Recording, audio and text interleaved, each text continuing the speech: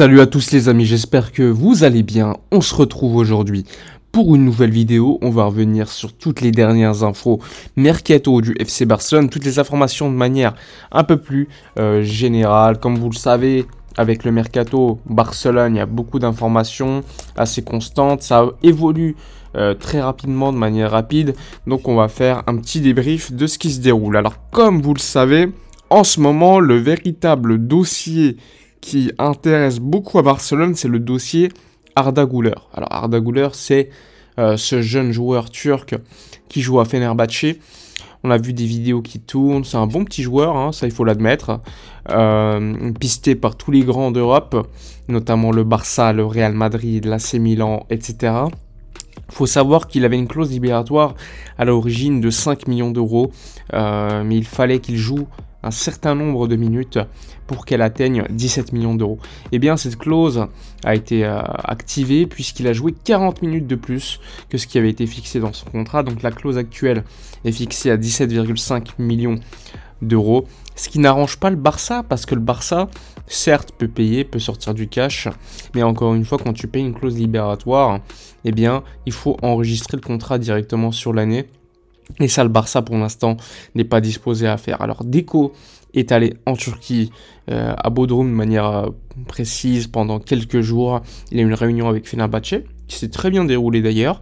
Une réunion avec également l'entourage du joueur. L'objectif étant que la proposition faite au club turc était de pouvoir acheter le joueur un peu plus que sa clause libératoire, afin de pouvoir payer en plusieurs fois.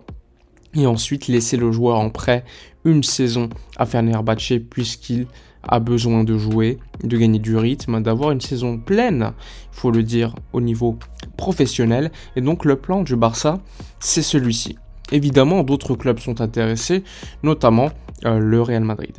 Le Barça donc a rencontré également Arda Güler et a discuté avec lui directement, ce qui est toujours très intéressant quand tu veux un joueur, parce que ça montre que le joueur, tu le veux réellement, et ça souvent le joueur, eh bien il aime beaucoup ça. Il se dit que si le club vient me voir directement, c'est que ils veulent vraiment me proposer quelque chose d'intéressant. Donc Deco a proposé un projet sportif aux joueurs, qui reste quand même plutôt optimiste concernant ce projet, mais je n'écarte pas une volte-face pour un autre club aujourd'hui. Il faut savoir que le club est plutôt optimiste concernant la semaine prochaine pour faire le deal.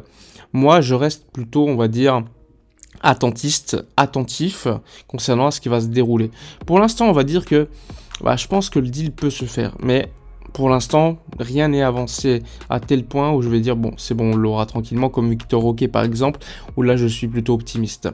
Là, je reste quand même mesuré. Le Barça est favori, mais il peut encore se passer beaucoup de choses. Lorsque le moment sera venu pour vous dire que le deal Arda Güler sera suffisamment avancé pour que je sois plutôt tranquille pour le deal, eh bien je vous le dirai comme c'était le cas pour Gundogan par exemple. Bon, ça c'est le résumé, on va dire, du cas du joueur turc Arda Güler.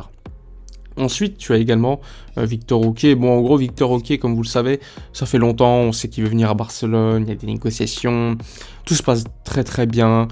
Il joue en ce moment à l'Atlético Paranaense, ça se passe très bien pour lui en championnat et même en Copa Libertadores, il marque des buts, rien à dire. Eh bien, le Barça a comme objectif de le signer très rapidement. D'ailleurs, ça devrait se faire peut-être la semaine qui arrive là ou dans 2 semaines. Il reste très peu de détails à régler. Évidemment, il restera évidemment l'enregistrement, l'homologation de contrat qui fait véritablement débat. Si le Barça réussit à vendre rapidement, bien, eh bien le Barça pourra enregistrer le contrat de Victor Roque pour qu'il arrive dès cet été. Si ce n'est pas le cas, il faudra patienter le mois de janvier, sachant que le mois de janvier, c'est le moment environ où c'est la fin de saison du championnat au Brésil. Donc il sera déjà passé par pas mal de temps de jeu. Et donc c'est positif pour le joueur d'avoir une saison également pleine.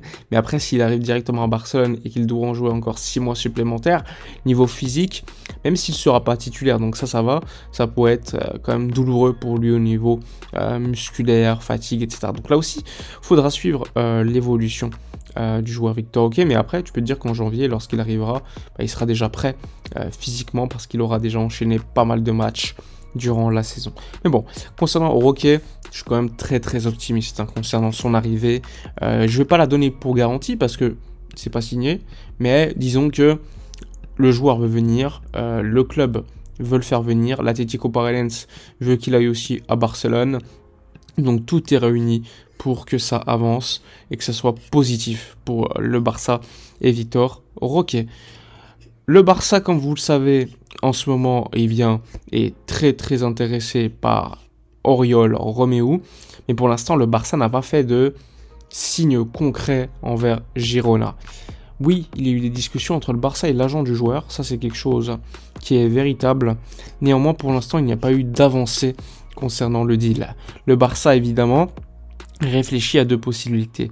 Soit faire signer Romeu, maintenant, rapidement, soit attendre que le mercato avance et voir si une opportunité, grâce au fair play financier, s'il y a des ventes, ou si un joueur, par exemple, d'un autre club demande à partir de son club. Et donc, dans ce cas-là, le Barça aura la possibilité, plus ou moins, de pouvoir bouger et tenter quelque chose. Donc là aussi, il faudra suivre comment le Barça va gérer le cas du milieu de terrain.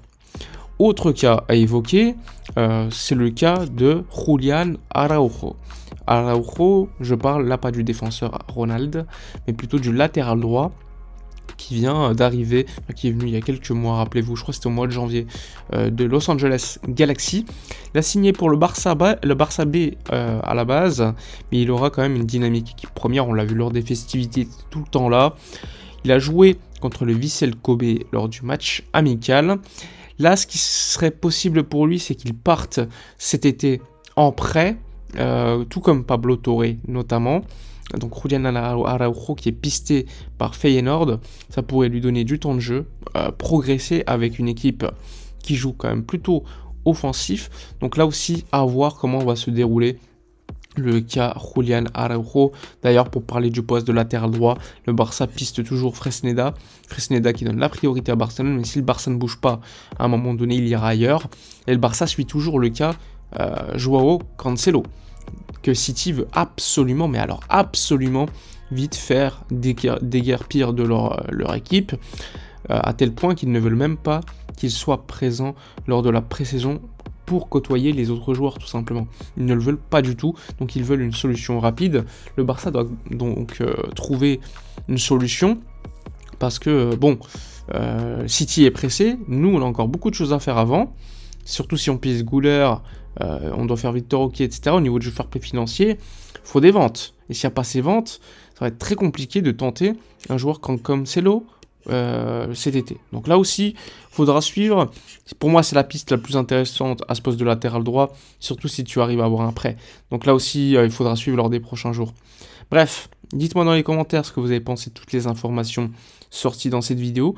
N'hésitez pas, comme d'habitude, à vous abonner à ma chaîne, à liker, commenter, partager. Moi, je vous dis à la prochaine et d'ici là, comme d'habitude, portez-vous bien.